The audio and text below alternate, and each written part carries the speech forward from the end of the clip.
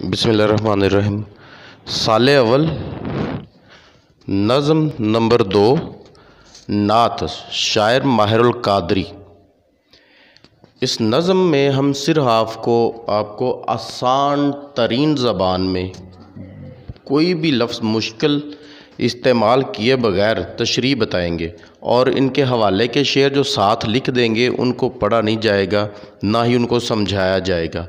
इसके बाद आने वाली वीडियो में सारी चीज़ें डिटेल से होंगी, लेकिन इसमें सिर्फ़ और सिर्फ आसान तरीन ज़बान में समझाया जाएगा। समझ लें कि बच्चा पास भी हो जाएगा और इंतहाई आसान ज़बान इस्तेमाल करने से अच्छे नंबर भी ले लेगा।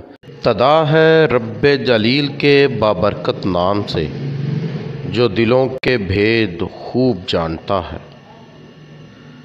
आज का हमारा लेक्चर साले अव्वल की नज़म नंबर 2 नात पर है। इसके शायर हैं माहिरुल कादरी। माहिरुल कादरी का तारफ़ हम देख चुके हैं, अब हम अशार की तशरीह देखेंगे। वीडियो लंबी ना हो इसलिए हम जो कोशिश करेंगे कि थोड़े अल्फाज में ज़्यादा मालूमात दे दी जाए ताकि तालिब इल्म अपना वक्त ज़ाया किए बगैर अच्छे नंबर ले सकें और अच्छी जानकारी हासिल कर सकें। तो पहला शेर देखें जी। तू मक़सदे तख़लीक़ है तू हासिले ईमा, जो तुझसे गुरेज़ां वो खुदा से है गुरेज़ां। जी, तो इसमें जो इम्पोर्टेंट चीज़ें हैं वो मैं आपको बताऊंगा पॉइंट्स बनाकर। इन्हीं पॉइंट्स को आप डिस्कस कर देंगे और आपकी तशरीह हो जाएगी। तो इस शेर में कौन से अहम पॉइंट्स हैं वो ज़रा देखिएगा जी। सबसे पहला है जी सनते तकरार। सनते तकरार वो होती है जब शेर में शायर कोई भी एक लफ्ज़ जो है उसको 2 दफ़ा ले आए तो उसे हम कहते हैं सनते तकरार। जैसे इस शेर में पहले मिसरे में अगर हम देखें तो तू आया है, तो तू, और उसके बाद दूसरे नंबर पर अगर हम देखें तो गुरेज़ा आया है, 2 दफ़ा आ गया है, और तू भी 2 दफ़ा आ गया है। तो इसको हम कहते हैं सनते तकरार। इसके लिखने का तरीका ये होगा कि जब आप शायद तशरीह कर रहे होंगे तो उस वक्त जो सनते तकरार आप लिखने लगेंगे तो आप कहेंगे शायर ने ये शेर में सनते तकरार का इस्तेमाल किया है। तो सनते तकरार का जो दोनों लफ्ज़ हैं ये लफ्ज़ आप मार्कर से मोटा कर देंगे और बाकी अल्फाज जो होंगे वो वैसे ही पेन से आप उनकी तशरीह कर रहे होंगे। तो यहाँ पे अगर हम एक बात नोट करें तो तू कहा किसको गया है, तो इसके लिए हम पहले ये देख लें कि जब नज़म की तशरीह होती है तो उसमें सबसे पहले जो उन्वान होता है वो जहन में रखना चाहिए। अगर फ़र्ज़ करें कोई ऐसा तालिब इल्म है जिसको तशरीह करना नहीं आ रही तो उसके जहन में उन्वान आ जाता है, तो उन्वान क्या है उस उन्वान को जहन में रखते हुए वो अच्छी तशरीह कर सकता है। क्यों? क्योंकि जो जितने शेर होंगे वो उन्वान जो है उसी के गिर्द घूम रहे होते हैं। तो इस नज़म का उन्वान है नात। तो नात वो नबी करीम सल्लल्लाहु अलैहि वसल्लम की तारीफ़ है। नात का जो माना है वो सारा माना इन सारे शेरों में हमें नज़र आएगा। तो यहाँ पे जो तू है वो नबी करीम सल्लल्लाहु अलैहि वसल्लम को कहा गया है। तो तू मक़सदे तख़लीक़ है, कहता है कि ए नबी, जो कायनात है उसको तख्लीक करने का जो मकसद है, जिस वजह से बनाई गई है वो वजह तू है, तेरी वजह से बनाई गई है। तू हासिले ईमा, और ईमान का जो हासिल है वो भी तेरी वजह से है। जो तुझसे गुरेज़ा वो खुदा से है गुरेज़ा। अब जो तुझसे, गुरेज़ा का मतलब होता है दूर भागने वाला, दूर होने वाला। अब शायर कह रहा है कि जो तुझसे मतलब नबी करीम सल्लल्लाहु अलैहि वसल्लम को कह रहा है, क्या नबी जो तुझसे दूर होगा वो तुझसे दूर नहीं है, असल में वो खुदा से दूर भाग रहा है, खुदा से दूर जा रहा है। तो जी सनते तकरार आपको पता चल गई, मफ़हूम भी हमने देख लिया। अब दूसरे नंबर पर देखें इसमें कौन सा पॉइंट्स है जो हम डिस्कस करेंगे तो तशरीह सही हो जाएगी। दूसरे नंबर पर है कायनात के वजूद का सबब। जो कायनात को वजूद बख्शा गया है वो किस वजह से है, अल्लाह ताला ने कायनात बनाई क्यों। कहने वाले कहते हैं کہ اللہ ताला ने जो कायनात बनाई है इसका मकसद नबी करीम सल्लल्लाहु अलैहि वसल्लम को दुनिया में लाना था। तो इस वजह से कायनात बनाई है। जितनी रंगीनियाँ सुबह शाम आप देखते हैं, जितनी कायनात में बनी हर चीज़ को आप देखते हैं, ये सारा कुछ जो है, ये सारी रौनकें नबी करीम सल्लल्लाहु अलैहि वसल्लम के सदक़े हैं। अल्लाह ताला ने अपने प्यारे महबूब तरीन नबी को दुनिया में लाना था, तो इसलिए उसने एक कायनात बना दी, दुनिया बना दी। तो इसलिए कहता है ये जो कायनात है इसका सबब भी तू है, इसकी तख्लीक का मकसद सिर्फ तू है। तीसरे नंबर पर देखें, आपका मुनकर खुदा का मुनकर है। अब जो नबी करीम सल्लल्लाहु अलैहि वसल्लम से दूर भागेगा तो वो असल में खुदा से दूर भाग रहा है। शायर कह रहा है कि जो आपका मुनकर होगा, जो आपको नहीं मानेगा, वो अल्लाह को नहीं मानेगा। अल्लाह ताला ने भी कहा हुआ है कि जो मेरी अताअत करना चाहता है वो पहले मेरे नबी की अताअत करे। तो उसका मकसद ये हुआ कि अगर हम अल्लाह को मानते हैं तो पहले उसको, उसके नबी को मानना होगा, उसकी सारी अलहामी किताबें, रसूलों, पैगंबरों को मानेंगे, तभी हम जो है वो अल्लाह ताला को मानेंगे। और अब हम देखते हैं कि दुनिया में ऐसे लोग भी हैं जो नबी करीम सल्लल्लाहु अलैहि वसल्लम के अलावा सारी जो उम्मत है, सारे जो नबी आए हैं उन सबको मानते हैं, लेकिन नबी करीम सल्लल्लाहु अलैहि वसल्लम को नहीं मानते। तो इसके बावजूद भी हमारा ईमान, उन लोगों का ईमान नामुकम्मल है। तो इसका मतलब ये हुआ जो नबी सल्लल्लाहु अलैहि वसल्लम को मानेगा वो अल्लाह को मानेगा। तो नबी सल्लल्लाहु अलैहि वसल्लम को मानने वाले दूसरे सारे पैगंबरों को मानते हैं। तो इसका मकसद ये हुआ कि असल नबी करीम सल्लल्लाहु अलैहि वसल्लम ही है, उनको अगर हम मानेंगे तो ही हम खुदा को मानेंगे, उनकी अताअत होगी तो ही खुदा की अताअत होगी। और अगर नहीं होंगे, उनके मुनकर होंगे, तो मतलब यह है खुदा का मुनकर है। नंबर 4 पर देखें, आपकी अताअत कामिल ईमान का सबब है। और अगर हमने नबी सल्लल्लाहु अलैहि वसल्लम की अताअत मान ही ली, उनकी अताअत कर ही ली, उनको सब कुछ मान ही लिया, तो उसका मतलब हमारा ईमान कामिल है, हमारा यकीन कामिल है, हम सच्चे मुसलमान हैं। नंबर 5 पर देखें, नंबर 5 पर जो पॉइंट्स है वो बनाया गया है, आपसे दूर होना अल्लाह से दूर होना है। अब नबी करीम सल्लल्लाहु अलैहि वसल्लम के अगर हम मुनकर हैं तो उसका मतलब ये हम उनसे दूर हो रहे हैं, हम उनको मानते नहीं हैं। और उनसे दूर होने का मतलब है हम अल्लाह से दूर हो रहे हैं। अल्लाह के जो पैगामात हैं नबी करीम सल्लल्लाहु अलैहि वसल्लम के ज़रिए हम तक आए हैं, हम उनको मानने से इनकार कर रहे हैं। तो क़यामत वाले दिन हम इसके जवाबदेह होंगे। नबी करीम सल्लल्लाहु अलैहि वसल्लम से दूर भागेंगे तो उसका मतलब अल्लाह ताला से दूर भाग रहे हैं जी। तो इनके रेफरेंस अशार जो है वो भी आपको बता दिए जाते हैं, वो भी आप इनके रेफरेंस अशार देने का जो तरीका है, किस तरह रेफरेंस अशार देने हैं, उनके लिए हमारी एक पहले वीडियो हम बना चुके हैं, वो वीडियो में बता चुके हैं। इसी चैनल पर आप वो वीडियो भी देख सकते हैं ताकि आपको जो रेफरेंस अशार हैं वो किस तरह लिखने हैं, सफ़े के किस हिस्से में लिखने हैं, मार्कर से लिखने हैं या पेन से लिखने हैं, और उनके लिखने का तरीका क्या होगा, लाइन छोड़नी है या नहीं छोड़नी है, कोई अलामत लगानी है या नहीं लगानी है, इस पर हमारी ऑलरेडी एक वीडियो बन के अपलोड हो चुकी है, आप उसको देख सकते हैं। तो अब हम चलते हैं जी शेर नंबर 2 की जानब। तो शेर नंबर 2 देखिए, किरदार का ये हाल सदाकत ही सदाकत, अखलाक का ये रंग के कुरान ही कुरान। इसके पॉइंट्स देखिए जी। पॉइंट्स में सबसे पहले हम पॉइंट देखने से पहले मफहूम देखें। किरदार का ये हाल सदाकत ही सदाकत, सदाकत का मतलब है सच्चाई। अब किरदार चाल चलन है, अखलाक मेल मिलाप होता है, का ये रंग के कुरान ही कुरान। अब किन के किरदार और किन के अखलाक की बात हो रही है वो हम देख रहे हैं। हम जानते हैं कि हम नात पढ़ रहे हैं तो इसका मतलब नबी करीम सल्लल्लाहु अलैहि वसल्लम के किरदार की बात हो रही है, उन्हीं के अखलाक की बात हो रही है।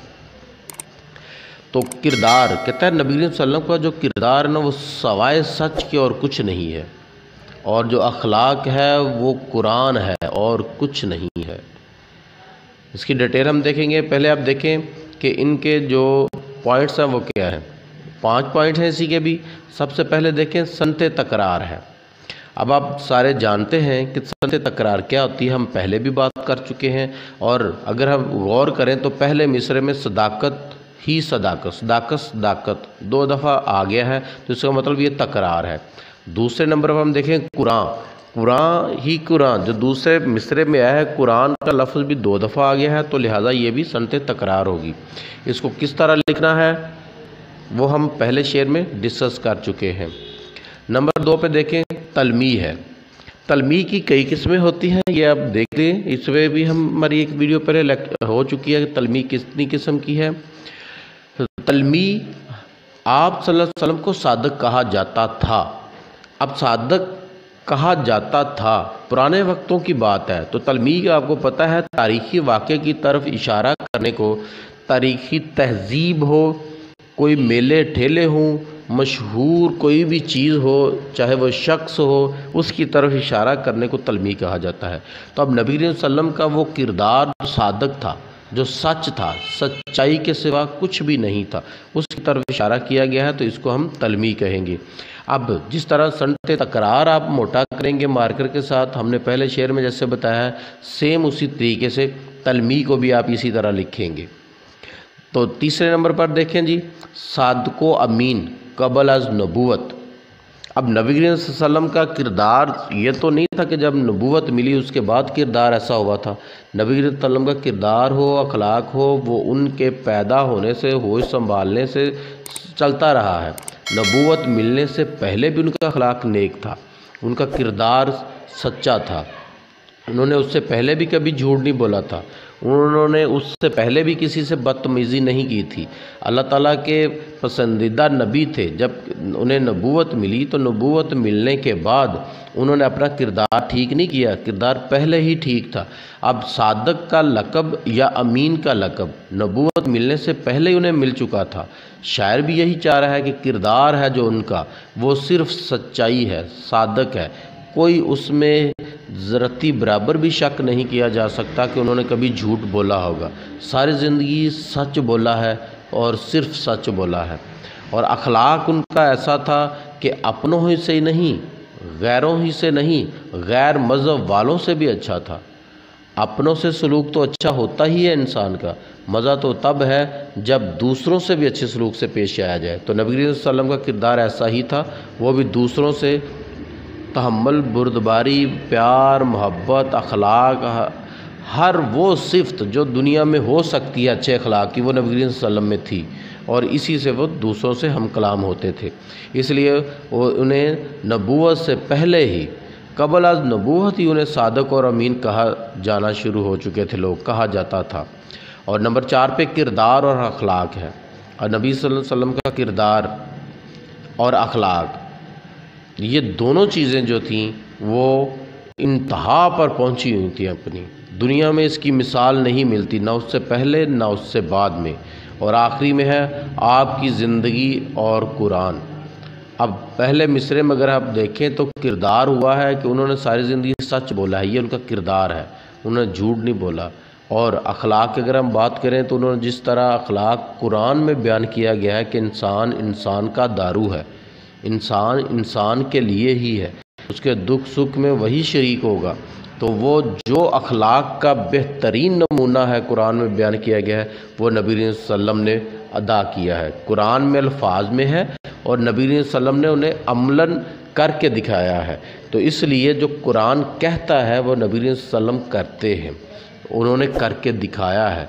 तो इसलिए हम कह सकते हैं कि उनका जो किरदार है, उनका जो अखलाक है, वो सिर्फ़ और सिर्फ वही है जो खुदा ने कहा है, वो सिर्फ़ और सिर्फ वही है जो कुरान में है, जो इंसान को कहा गया है कि ऐसा इंसान होना चाहिए, उनका किरदार ऐसा ही है जी। तो अब हम चलते हैं शेर नंबर 3 की जानब। क्या नाम है शामिल है जो तकबीर व आज़ा में, इस नाम की अज़मत के हैं कुर्बान दिलो जान।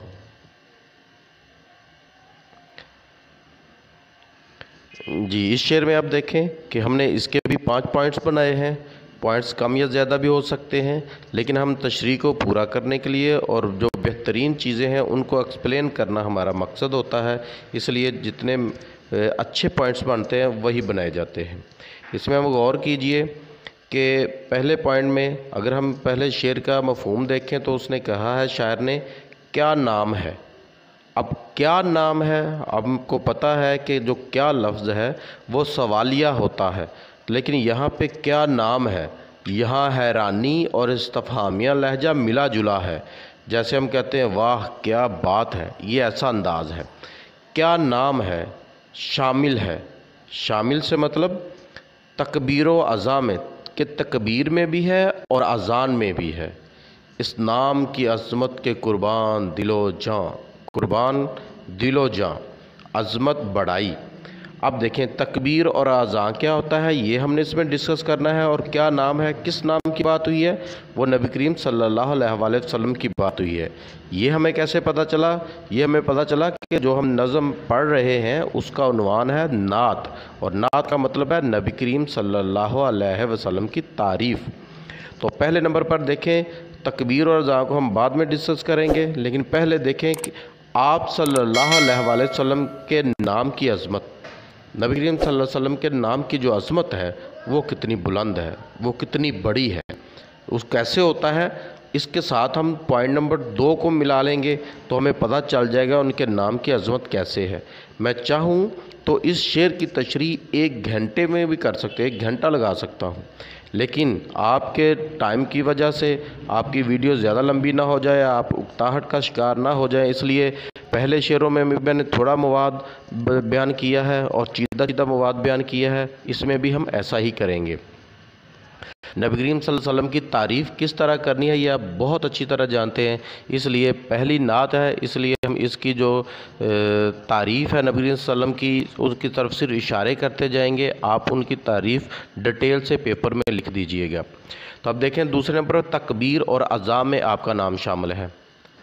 अब नबी करीम सल्लल्लाहु अलैहि वसल्लम का नाम इतना अच्छा अल्लाह ताला को लगता है कि जहाँ अल्लाह का नाम आता है उसके साथ ही नबी करीम सल्लल्लाहु अलैहि वसल्लम का नाम आता है। अल्लाह ताला को ये बात गवारा ही नहीं है कि उसका नाम लिया जाए और उसके महबूब का नाम ना लिया जाए, इसलिए शायर कहता है क्या नाम है। क्या नाम कह के इस नाम के लिए उसने हैरानी, इस्तफ़हामिया और तारीफ़िया लहजा इस्तेमाल किया है कि नबी सल्लल्लाहु अलैहि वसल्लम का कितना आला नाम है, उनके नाम की कितनी बड़ी बड़ाई है कि अल्लाह ताला जो है वो चाहता है कि मेरे नाम के साथ मेरे महबूब का नाम हमेशा आता रहे, इसलिए तकबीर में भी उसका नाम है और अज़ान में भी। और तकबीर आपको पता है 2 किस्म की है। एक तो आम लोग समझते हैं कि जब कोई चीज़ ज़िबा की जाती है तो उस वक्त तकबीरा कही जाती है। अब आप थोड़ा सा गौर करें कि जब हम अज़ान देते हैं तो अज़ान किस लिए होती है, अल्लाह की याद में जो इंसान दुनिया से गाफिल हो जाता है वो अल्लाह की याद में आए, उसकी बारगाह में आए और खो जाए, थोड़ी देर के लिए चाहे आए, नमाज अदा करे और फिर अपने काम में लग जाए। अब वो बुलाया तो अल्लाह के हुजूर हाज़िर होने के लिए जाता है, लेकिन उसमें नबी करीम सल्लल्लाहु अलैहि वसल्लम का नाम भी आता है। और फिर जब इंसान आता है तो आके अल्लाह के हुजूर हाज़िर होता है तो नमाज अदा करता है। तो नमाज में कुछ सुन्नतें हैं और कुछ फ़र्ज़ हैं। अब सुन्नत जो है वो अदा करता है और फ़र्ज़ जो है वो लाजमी होते हैं और वो अल्लाह ताला के लिए है। वो अल्लाह की इबादत के लिए असल चीज़ जो हम मानते हैं वो फ़र्ज़ हैं। सुन्नत भी असल है, वो भी उसकी इबादत में फ़र्ज़ ही नमाज मानी जाती है, लेकिन जो फ़र्ज़ हैं वो तो हैं ही फ़र्ज़, जो किसी हाल में भी हमें छोड़ने नहीं चाहिए, उनकी माफ़ी किसी हाल में भी नहीं है। अब जब वो अदा करने होते हैं तो वो बाजमात होते हैं और उनके बाजमात होने कर अदा करने पर हमें अजर भी ज़्यादा मिलता है। अब वो जब जमात खड़ी होने लगती है तो उससे पहले एक तकबीर कही जाती है। नमाज का आहिस्ता आवाज़ में दोहराना तकबीर कहते हैं। आहिस्ता आवाज़ में दोहराया जाता है और लास्ट पे जाके अल्लाह अकबर कहने से कबल 2 दफ़ा जो दोहराया जाता है वो कुछ और अल्फाज होते हैं, बाकी सारी अज़ान ही है। अब वहाँ भी नबी करीम सल्लल्लाहु अलैहि वसल्लम का नाम आ रहा है, ज़रा गौर करें, फ़र्ज़ हैं और अल्लाह ताला के लिए हैं, और वहाँ पे भी नबी करीम सल्लल्लाहु अलैहि वसल्लम का नाम लिया गया है। अब अल्लाह को इतना प्यारा है कि जहाँ भी उसका नाम आ रहा है वहाँ उसके महबूब का नाम भी आ रहा है, इसलिए शायर कह रहा है कितनी बड़ी अज़मत है, कितना बड़ा नाम है नबी करीम सल्लल्लाहु अलैहि वसल्लम का। और तीसरे नंबर पर कह रहा है कि आपके नाम की बढ़ाई, जो अभी हमने बयान किया, बढ़ाई बयान की गई है कि नबी करीम सल्लल्लाहु अलैहि वसल्लम की कितना बड़ा नाम है, उनके नाम की अज़मत कितनी बड़ी है। अब चौथे नंबर पर हम बयान कर चुके हैं कि शायर का लहजा क्या नाम है। اب جو کیا نام ہے یہ شاعر نے کہہ کے بیان کیا ہے، ایک استفہامیہ لہجہ ہے اور دوسرا اس کا حیرانی والا لہجہ ہے اور ایک تعریفی کلمہ کہنے کے لیے تعریفیہ لہجہ بھی ہے۔ تو یہ ساری جو ہے وہ نبی کریم صلی اللہ علیہ وسلم کی تعریف ہے۔ 5ویں نمبر پر دیکھیں، تھوڑا سا ڈسکس کر دیتے ہیں فلسفیانہ لہجہ کو، تھوڑا سا فلسفہ میں لا لیں اگر تو۔ دل اور جان قربان کرنے کا مطلب، جان قربان کرنے سے مراد تو یہ ہوگا کسی کے راستے میں اللہ، کسی کے لیے یا اللہ کے راستے میں جان دے دی تو کھاتا ختم، انسان مر گیا، اس کے حضور حاضر ہو گیا، وہ بس سلسلہ ختم۔ ایک دفعہ موت کی جو نیند سونے سے قبل تکلیف ہوئی یا اللہ کے راستے میں جان دیتے ہوئے نہ بھی ہوئی، جان گئی، بس ختم۔ اب دل دینا وہ تو ساری زندگی کے لیے ہے، جان دینے سے مطلب ہے اپنی زندگی وار دینا اس پر اور مر جانا۔ دل سے مراد یہ ہے کہ اگر نبی کریم صلی اللہ علیہ وسلم کو دل دے دیا ہے، دل میں انہیں بٹھا لیا ہے، انہیں اپنا بنا لیا ہے، تو دل کی خواہشات کو پس پشت ڈال کر ان کی بتائی ہوئی باتوں پر اس طرح عمل کرنا کہ اپنی خواہشات کبھی ان میں شامل ہی نہ ہو سکیں، یہ دل دینا ہوتا ہے۔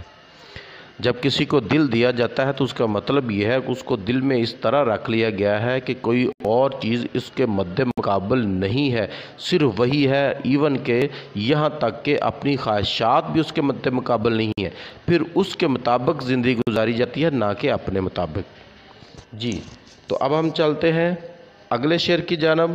تو اگلا شعر دیکھیے، اشکوں سے تیرے دین کی کھیتی ہوئی سیراب، فاقوں نے تیرے دہر کو بخشا سر و ساما۔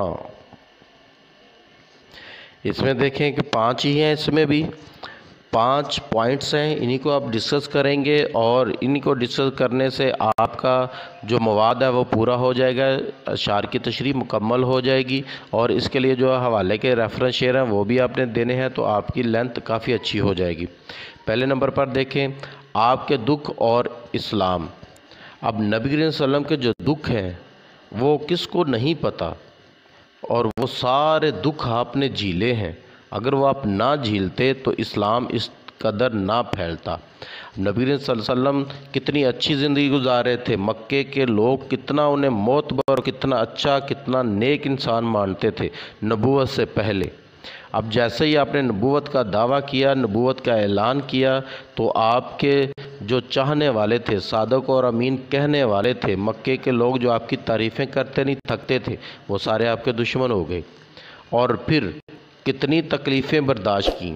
نبی کریم صلی اللہ علیہ وسلم کو پل پل تکلیفوں کا سامنا کرنا پڑا، لیکن انہوں نے کس لیے کیا کہ میرا جو اسلام ہے، جو اللہ نے میری ڈیوٹی لگائی ہے، اس کو میں مکمل کر دوں۔ اگر وہ دکھ انہوں نے نہ برداشت کیے ہوتے تو آج ہم اس طرح اپنی زندگیاں اسلام کے نام پر نہ گزار رہے ہوتے۔ نمبر 2 پہ دیکھیں، آپ کے اشک مبارک۔ اب آپ کے اشک مبارک جو ہے اس کی وجہ سے آج ہم، اب ان کے جو اشک تھے وہ کیا ہیں؟ اشک سے مراد ایک تو یہ ہوتا ہے کہ رونا۔ اب نبی صلی اللہ علیہ وسلم کو کتنے دکھ ملے تھے، اگر وہ چاہتے تو قریش نے جو انہیں بڑی بڑی کہا تھا، بڑی بڑے انعامات دینے کے لیے کہا تھا، بڑے بڑے سردار یا عہدہ دینے کے لیے کہا تھا، سردار جب اکٹھے ہوئے تو کہا جو عہدہ لینا لے لو، اور بھی آپ سب کو پتہ ہے کہ جو آفر کی گئی، اگر وہ چاہتے وہ آفر لیتے، اپنی زندگی آرام سے گزار سکتے تھے، لیکن وہ ایسے انسان نہیں تھے۔ انہوں نے اپنے اشک پیے ہیں، اور کس لیے پیے ہیں؟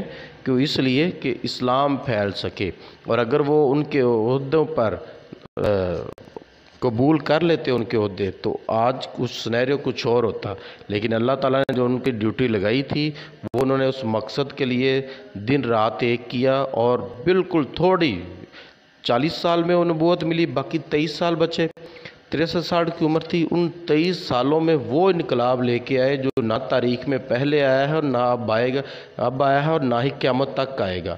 23 سال میں مکہ، مدینہ اور اس کے باہر کی ریاستوں تک اسلام پہنچنا شروع ہو گیا۔ اتنا بڑا انقلاب وہ لے کے آئے کہ اس سے پہلے اس کی مثال نہیں ملتی، اور نہ ہی آئندہ دنیا تک اس کی مثال ملے گی۔ نمبر 3 پہ دیکھیں، دین کی کھیتی سے مراد۔ اب دین کی کھیتی کیا ہے؟ نبی کریم صلی اللہ علیہ وسلم نے دین کی کھیتی، ایک تو کھیتی عام کسان کرتا ہے، وہ فصل بوتا ہے، اس کی کاٹ چھانٹ کرتا ہے اور بڑھتی ہے، اسے پھر کچھ حاصل ہوتا ہے۔ یہ نبی کریم صلی اللہ علیہ وسلم جب آئے ہیں تو دین کی، جس کو شاعر کھیتی کہہ رہا ہے، اس وقت وہ اکیلے ہی تھے، پھر کچھ مسلمان ہوئے اور دیکھتے دیکھتے دیکھتے یہ بہت سارے عرب میں پھیل گیا اور پھر عرب سے باہر نکلنا بھی شروع ہو گیا۔ یہ کھیتی وہ کہہ رہا ہے کسان کی طرح، کہتا ہے کہ یہی ایک کھیتی تھی جو نبی صلی اللہ علیہ وسلم نے پروان چڑھایا، جو علم کی، جو قرآن کی روشنی دی، اس سے جو اسلام پھلا پھولا ہے، اس کو اس نے کھیتی کہا ہے۔ نمبر 4 پہ ہے جی، آپ نے فاقے برداشت کیے، امت کو خوشحال کیا۔ اب دیکھیں نبی صلی اللہ علیہ وسلم کے فاقوں پہ کتنا آپ کے پاس نالج ہوگا، وہ سارا لکھ سکتے ہیں آپ۔ نبی صلی اللہ علیہ وسلم کے بعض اوقات ایسا ہوتا تھا ان کے گھر میں سوائے کھجور کے کچھ اور ہوتا ہی نہیں تھا، وہی کھا لیتے تھے، اور اگر کوئی مانگنے والا آ گیا تو آدھی انہیں بھی دے دیتے تھے۔ اب یہ سارے فاقے برداشت کیے ہیں تو امت کو دیکھیں اب کتنی خوشحال ہے، اور ان کے بعد جب وہ دنیا سے رخصت ہوئے ہیں تو وہی امت دنیا پہ حکومت کر رہی تھی۔ اب انہوں نے فاقے برداشت کر کر کے اسی حکومت کو، اسی مسلمانوں کو پوری دنیا میں حکومت کرنا سکھا دیا۔ نمبر 5 پر ہے آپ کا دور اور مشکلات۔ اب آپ صلی اللہ علیہ وسلم کا جو دور تھا وہ تو صرف مشکلوں سے بھرا پڑا ہے۔ نبی صلی اللہ علیہ وسلم نے جب نبوت نہیں ملی تھی، اس سے پہلے بھی انہیں دکھ تکلیف ہوتی تھی، انسانوں کو اس طرح دکھ میں دیکھ کر، انسانوں کو اس طرح جہلوں والی زندگی گزارتے دیکھ کر۔ اور جب نبوت کے بعد کا جو عرصہ ہے، اس وقت بھی انہی لوگوں نے جن کے لیے وہ دکھ درد اپنے سینے میں رکھتے تھے، انہوں نے انہیں تکلیفیں دینا شروع کر دیں۔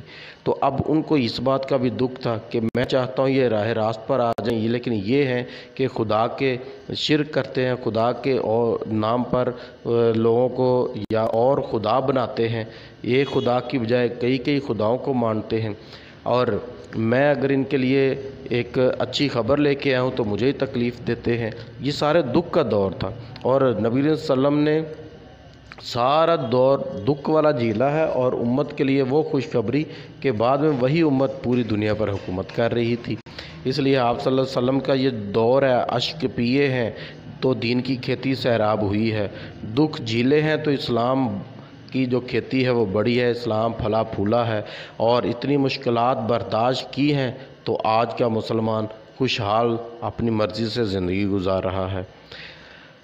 جی اگلا شعر دیکھیں جی، انسان کو شائستہ و خوددار بنایا، تہذیب و تمدن تیرے شرمندہ احسان۔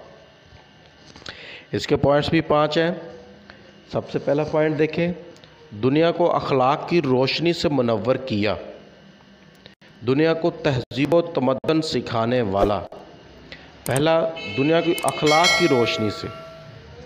اخلاق کیا تھا؟ عرب کا اخلاق کون نہیں جانتا کہ نبی کریم صلی اللہ علیہ وسلم سے پہلے جو عرب کا اخلاق تھا، لوگوں کا جو رویہ تھا، لوگوں کا جو رہن سہن کے طریقے تھے، وہ کیسے تھے؟ وہ سارے کے سارے بدترین معاشرہ تھا، جاہل ترین، اجڑ ترین معاشرہ تھا، جس کو نبی صلی اللہ علیہ وسلم نے بہت کم عرصے میں بہت ہی بام عروج تک پہنچا دیا۔ انہوں نے دنیا کو وہ سکھا دیا جو وہ جہل جان بھی نہیں سکتے تھے۔ اخلاق، دنیا کو اخلاق کی روشنی سے منور کرنے والے نبی کریم صلی اللہ علیہ وسلم ہی تھے۔ انہوں نے آ کے بتایا کہ ماں، بھائی، بہو، بیٹی، ماں، یہ ان سب کی قدر کیا ہے، ان کے علاوہ دوسرے رشتے ہیں ان کی قدر کیا ہے، یہ ساری قدر کرنا نبی کریم صلی اللہ علیہ وسلم نے سکھایا۔ یہ اخلاقی گناہ جو روز اور ہر لمحہ ہو رہے تھے، وہ نبی کریم صلی اللہ علیہ وسلم نے آ کے دنیا کو سکھائے، اور وہ دنیا تہذیب میں داخل ہوئی، ایک اچھی تہذیب میں، رہن سہن کے طریقے جو ہے، ایک تمدن جو ہے وہ لوگوں نے سیکھا۔ اور نمبر 2 پہ، دنیا کو تہذیب و تمدن سکھانے والا۔ اب آپ دیکھیں وہ علاقہ، وہ بستی، وہ لوگ جو جہل، اجڑ، جنہیں کچھ بھی نہیں آتا تھا، علم کے نام سے دور دور تک نا آشنا تھے، ان لوگوں کو کیا کچھ نہیں سکھا دیا؟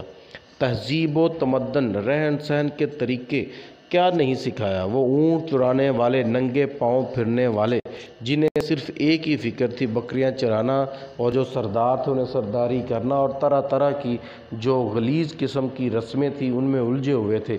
یہ تہذیب वो जो थी वो बदतरीन तहज़ीब थी और उसको बेहतरीन तहज़ीब बना दिया। और नबी सल्लल्लाहु अलैहि वसल्लम ने रहन सहन के जो तरीक़े थे उनको भी बामे अरूज तक पहुँचा दिया। नंबर 3 में देखें, माशरा एहसान मंद है नबी करीम सल्लल्लाहु अलैहि वसल्लम का। आज अगर हम पर तक जो इस्लाम पहुंचा है वो अरब के ज़रिए पहुंचा है। थोड़ा सा आप गौर करें, अगर अरब का वो माशरा वैसा ही रहता तो वो हमलावर जो इधर आए थे तो वो अपने साथ वैसा ही बदतरीन माशरे की जो रसूम और रवाज थी वो लेकर यहाँ आते। तो आप ज़रा देखें कि हम भी किन किन गलत और बेहुदा किस्म की रस्मों में उलझे हुए होते। इसलिए हमें ये हमारे मुआशरे पर, मुस्लिम उम्मत पर ये उनका बहुत बड़ा एहसान है कि आज हम अपने अज़ीज़ों से जो रिश्ते हैं उनको अच्छे तरीके से निभा रहे हैं, वरना हमारा भी आज का मुआशरा एक जानवर का मुआशरा होता। इंसान की इंसानियत से, इंसान को जो इंसानियत से रूशनास करवाया है वो नबी करीम सल्लल्लाहु अलैहि वसल्लम ने करवाया है। अब अगर इंसान, आज का इंसान इस कदर तहज़ीब याफ्ता है तो इस पर एहसान नबी करीम सल्लल्लाहु अलैहि वसल्लम का है। क़यामत तक का इंसान आपके ज़ेरे बार है। क़यामत तक का जो इंसान है वो नबी करीम सल्लल्लाहु अलैहि वसल्लम का एहसान मंद होना चाहिए। उन पर एक बार है, वो नबी करीम सल्लल्लाहु अलैहि वसल्लम का एहसान है। वो क्या है कि उनको एक अच्छा इंसान बना गए, एक अच्छा मुआशरा दे गए। उस वक्त जो बदतरीन मुआशरा था वो हम तक पहुंचा होता तो अब 1400-1450 साल में वो और कितना बिगड़ चुका होता, इसका अंदाज़ा हम लगा भी नहीं सकते। और इतना बिगड़ चुका होता और इतना बिगड़ने के बाद हम किस कदर बिगड़े हुए होते, और 100% यकीनी बात है कि हम जहन्नमी होते। लेकिन ये उनका एहसान है कि आज हम उनके लड़ लगे हुए हैं। उम्मीद है अल्लाह क़यामत वाले दिन हमें बख्श देगा। आखिरी शेर देखें जी, जैसा कि आप जानते हैं कि ये मक्ता है और मक्ता पेपर में आने के चांसेस 99 पॉइंट नहीं होते, इसलिए इसको याद ना भी किया जाए, इसको छोड़ भी दिया जाए तो कोई हर्ज नहीं होता। लेकिन हम इसका सिर्फ मफ़हूम देखेंगे, इसके पॉइंट्स बना के आपको मुकम्मल तशरीह नहीं करवाएंगे। जो मफ़हूम है वो आप देख लीजिए। रहमत का ये आलम है, मुरव्वत का ये अंदाज़, माहिर सा गुनहगार है वाबस्ता दामा। मुरव्वत होता है मोहब्बत, लिहाज, और वाबस्ता दामा दामन से जुड़ा हुआ।